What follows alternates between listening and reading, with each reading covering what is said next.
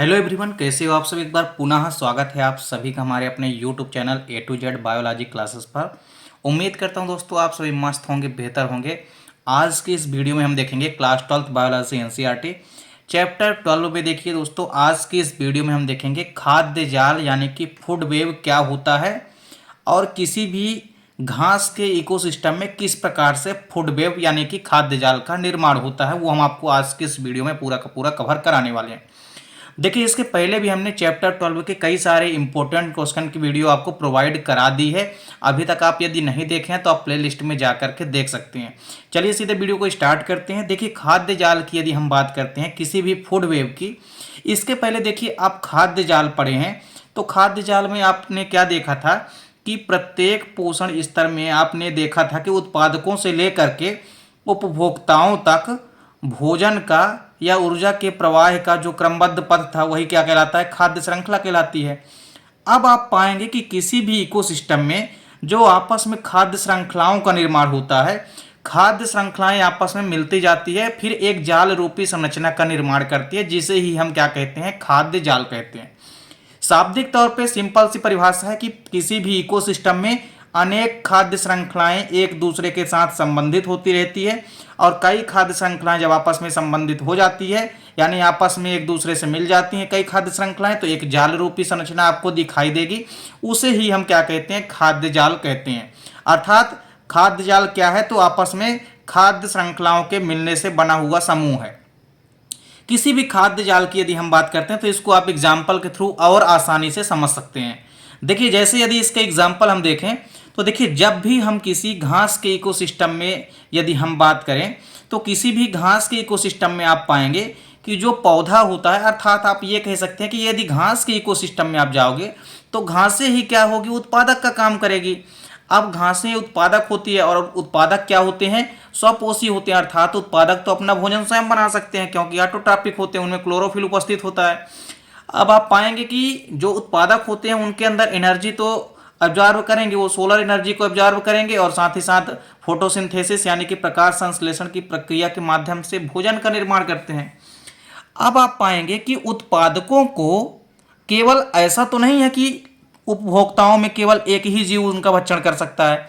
कई सारे ऐसे उत्पादक होते हैं या उत्पादक को ऐसे कई सारे प्राथमिक उपभोक्ता के जीव हैं जो कि उत्पादक का भक्षण करेंगे। सपोज करिए, जैसे मान लीजिए घास ही है तो घास तो हो गई उत्पादक। अब घासों को कौन खाएंगे, घासों को खाएंगे उपभोक्ता यानी कि कंज्यूमर। अब आप बताइए, उपभोक्ता मुख्यतः यदि हम देखें तो तीन प्रकार से आप देखेंगे, एक तो प्राथमिक उपभोक्ता, द्वितीयक उपभोक्ता, तृतीयक उपभोक्ता। अब आप पाएंगे कि उत्पादकों को, जैसे यदि हम घास की बात करें तो घास को चूहे तो खाते ही हैं, चूहे के अलावा टिड्डे भी खा सकते हैं, खरगोश भी खा सकता है, हिरण भी खा सकती है, बकरी भी खा सकती है। तो इस प्रकार से आप पाएंगे कि उत्पादक को कई सारे जीव भक्षण कर सकते हैं। सेम उसी तरह अब आप बताइए कि जैसे चूहा हो गया, अब चूहा का भक्षण करने वाले, चूंकि चूहा और खरगोश तो शाकाहारी जीव हैं, आप ये भी आपको पता है कि जो प्राथमिक उपभोक्ता के अंतर्गत आने वाले जीव होते हैं वो सभी के सभी शाकाहारी जीव होते हैं, यानी सभी के सभी हर्बीवोर्स होते हैं।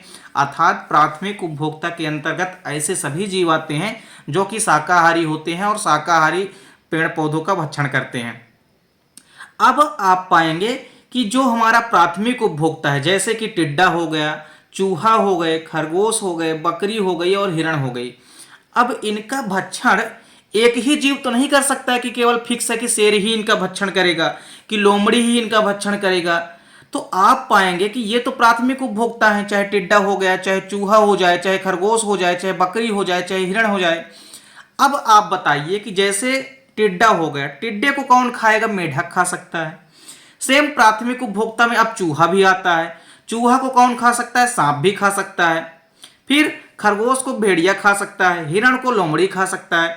तो ऐसा तो नहीं है कि केवल एक ही प्राथमिक उपभोक्ता को केवल एक ही द्वितीयक उपभोक्ता खाएगा, कई सारे प्राथमिक उपभोक्ताओं को अलग अलग प्रकार के जीव भी भक्षण कर सकते हैं प्राथमिक उपभोक्ता के जीवों का। हाँ, बशर्ते ये है कि जो द्वितीयक उपभोक्ता के अंतर्गत जीव आएंगे वो कैसे होंगे, मांसाहारी होंगे, अर्थात वो कार्निवोर्स होंगे, क्योंकि वो मांसाहारी जीव होते हैं, अर्थात वो शाकाहारी जीवों का भक्षण करते हैं। अब देखिए, इसी प्रकार इसी क्रम को यदि मैं आगे बढ़ाऊं तो जो सेकेंडरी कंज्यूमर्स हैं यानी जो द्वितीयक उपभोक्ता हैं, इनका भी भक्षण तृतीयक उपभोक्ता के अंतर्गत आने वाले कई सारे जीव भक्षण करेंगे। ऐसा तो नहीं है कि केवल एक ही जीव भक्षण करेगा। इसका आप अब यहां पे समझ सकते हैं इसको एग्जांपल के थ्रू कि जैसे यदि हम किसी घास के इकोसिस्टम की बात करते हैं तो जिसमें पौधा जो होता है उसको चूहे भी खाते हैं, खरगोश भी खाते हैं, हिरण भी खा सकते हैं, टिड्डे भी खा सकते हैं। फिर चूहों को सांप के अतिरिक्त अन्य जंतु भी खाते हैं, सांप को वही बाज और मोर भी खा सकते हैं। तो इस प्रकार से एक समुदाय में भी अनेक खाद्य श्रृंखलाएं परस्पर जुड़कर खाद्य जाल बनाती है। किसी एक ही इकोसिस्टम में ऐसा हो सकता है, तो आप ऐसा नहीं है कि इसके लिए आपको अलग अलग इकोसिस्टम में जाना पड़ेगा, आप एक ही इकोसिस्टम के अंदर खाद्य जाल देख सकते हैं। यदि मैं घास के खाद्य जाल की बात करूं तो यहां पे आप समझेंगे कुछ इस प्रकार से, जैसे हमारे पास नीचे साइड आप देखेंगे तो ये ग्रीन कलर से हमने यहाँ पे प्रोड्यूसर यानी कि उत्पादकों को शो कर रखा है, और उत्पादक के प्रोड्यूसर क्या है, यहाँ पे घासें हैं। अब देखिए घास का भक्षण कौन कौन करते हैं, उत्पादक का टिड्डा खाया, चूहा भी खा सकता है घास को, खरगोश भी खा सकता है, बकरी भी खा सकती है और हिरण भी खा सकती है। सेम इसी क्रम में आप अब देखेंगे कि उसी क्रम में आगे जब आप जाएंगे तो टिड्डे को कौन खा सकता है, मेढक खा सकता है, चूहा खा सकता है, सॉरी यहाँ पे आप देखें टिड्डे को मेढक खा सकता है, चूहे को सांप खाएगा, चूहे को उल्लू भी खा सकता है, फिर खरगोश को देखिए भेड़िया खा सकता है, उसी प्रकार बकरी को लोमड़ी खा सकता है, हिरण को भी लोमड़ी खा सकता है। फिर आप आगे क्रम में जाएंगे तो मेढक को देखिए बगुला खा सकता है, मेढक को सांप भी खा सकता है, फिर सांप को देखिए आप पाएंगे कि बाज खा लेगा।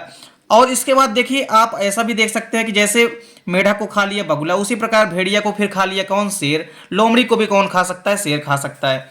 अब आप यहाँ पे मैंने एक यहाँ पे ग्राफ अलग से इसीलिए बना रखा है, जहां जहां पे आपको जहां पे पीसी लिखा है, पीसी का मतलब है प्राइमरी कंज्यूमर्स यानी कि प्राथमिक उपभोक्ता, यानी इसके अंदर के नीचे जितने आएंगे वो सभी के सभी प्राथमिक उपभोक्ता के जीव हैं, चाहे वो आपका टिड्डा हो, चाहे चूहा हो, चाहे खरगोश हो, चाहे हिरण हो, चाहे बकरी हो, ये सभी के सभी प्राथमिक उपभोक्ता कहलाते हैं। अर्थात ये सभी के सभी शाकाहारी जीव हैं जो कि उत्पादकों का सीधे भक्षण करते हैं।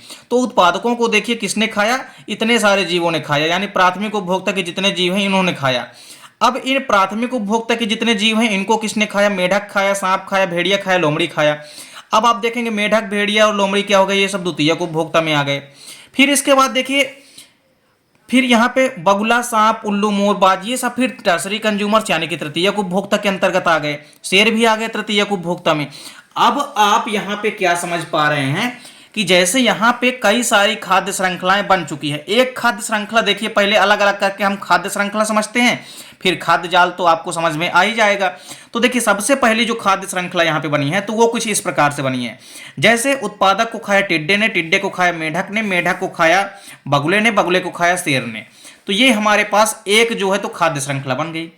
दूसरी खाद्य श्रृंखला आप देखेंगे यहाँ पे तो चूहे को किसने खाया, सांप ने खाया, सांप को खाया किसने, बाज ने, ये दूसरी खाद्य श्रृंखला बन गई। तीसरी खाद्य श्रृंखला आप पाएंगे कि उत्पादक को खाया खरगोश ने, खरगोश को खाया भेड़िया ने और भेड़िया को खाया किसने, शेर ने। तो ये तीसरी खाद्य श्रृंखला बन गई।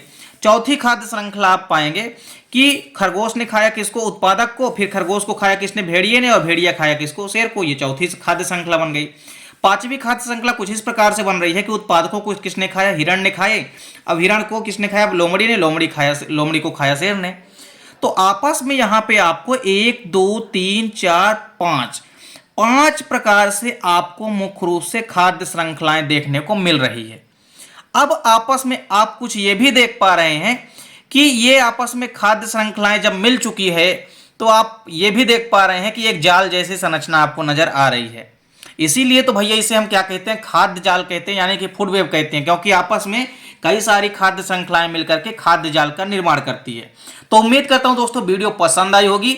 दोस्तों वीडियो अच्छी लगे तो लाइक और कमेंट जरूर किया कीजिए, साथ ही साथ वीडियो को ज़्यादा से ज़्यादा अपने दोस्तों के बीच शेयर कीजिए। चैनल पे यदि आप नए हो तो चैनल को सब्सक्राइब अवश्य कर लें। मिलते हैं दोस्तों आपसे नेक्स्ट वीडियो में, तब तक के लिए जय हिंद, वंदे मातरम।